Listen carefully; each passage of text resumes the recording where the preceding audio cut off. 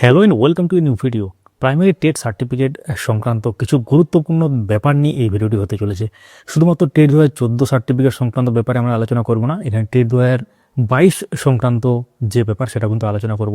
এই ভিডিওটি আপনাদের উদ্দেশ্যে এবং জনস্বার্থে প্রচারিত, কারণ অনেকে ভুল জায়গায় ইনফরমেশন এন্টার করে দিচ্ছেন, মূল্যবান তথ্য এন্টার করে দিচ্ছেন, এবং সেই সমস্ত ব্যাপারে সতর্ক করার জন্য এই ভিডিও। টেট 2014 এবং অ্যাজ ওয়েল অ্যাজ টেট 2022 সংক্রান্ত তথ্য আমরা এই ভিডিওর মধ্যে শেয়ার করব। তো যারা নতুন যুক্ত হলেন অবশ্যই আমাদের এই চ্যানেলটিকে সাবস্ক্রাইব করে রাখুন, এবং যারা ফেসবুক থেকে দেখছেন পেজটিকে ফলো করে রাখুন। তো টেট 2014 সংক্রান্ত ব্যাপারে যদি বলতে হয় তাহলে আপনারা জানেন যে ডেট এক্সটেনশনের একটা ব্যাপার লক্ষ্য করা গেছে। 24শে জানুয়ারি পর্যন্ত পরবর্তী যে মানে ডেডলাইন দেওয়া হয়েছে একটা, মানে আপাতত 24শে জানুয়ারি পর্যন্ত অ্যাপ্লাই করা যাচ্ছে।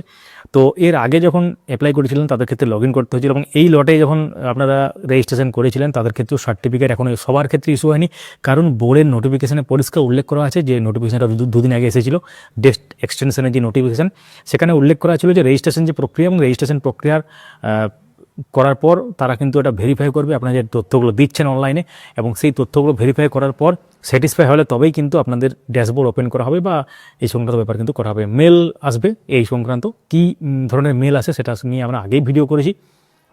তো এবার আসি টেট 2022 সংক্রান্ত ব্যাপার। তো টেট 2022-এর যে ব্যাপার, টেট 2022-এর আনঅফিসিয়াল লিঙ্ক কিন্তু ঘুরে যাচ্ছে, বিভিন্ন জায়গায় ঘুরছে, অর্থাৎ সোশ্যাল মিডিয়াতে।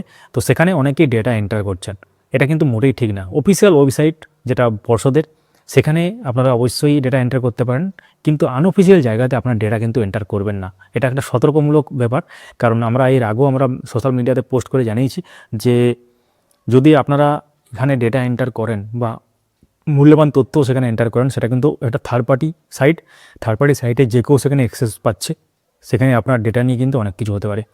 তো আমরা সতর্ক করছি। এখন বাকিটা আপনাদের ব্যক্তিগত ব্যাপার, আমাদের কাছে হচ্ছে সতর্ক করা। এবার কেউ যদি ইচ্ছাকৃতভাবে এন্টার করতে চায় সেই ওয়েবসাইটে, সেটা তো আমরা আটকাতে পারবো না, কিন্তু জনস্বার্থে প্রচারিত এবং আপনাদের উদ্দেশ্যে আমরা আলাদা করে ভিডিও করে এটা শেয়ার করছি। এটাকে পোস্ট করে শেয়ার করেছি। অনেকে বলছিলেন দাদা এটা নিয়ে একটা বিস্তারিত ভিডিও করুন, কারণ অফিসিয়ালভাবে টেট 2022 সংক্রান্ত ব্যাপারে এই মুহূর্তে কোনো লিঙ্ক অ্যাক্টিভ নেই।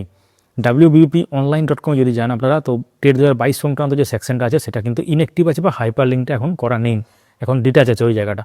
তো এখন টেট 2017 এবং টেট 2022 এই সংক্রান্ত কোনো ব্যাপার নেই, এখন টেট 2014 নিয়ে চলছে। সেটা লিঙ্ক কীভাবে ডাউনলোড করবেন বা সে সংক্রান্ত ডিটেলস সেটা আমরা অলরেডি শেয়ার করেছি।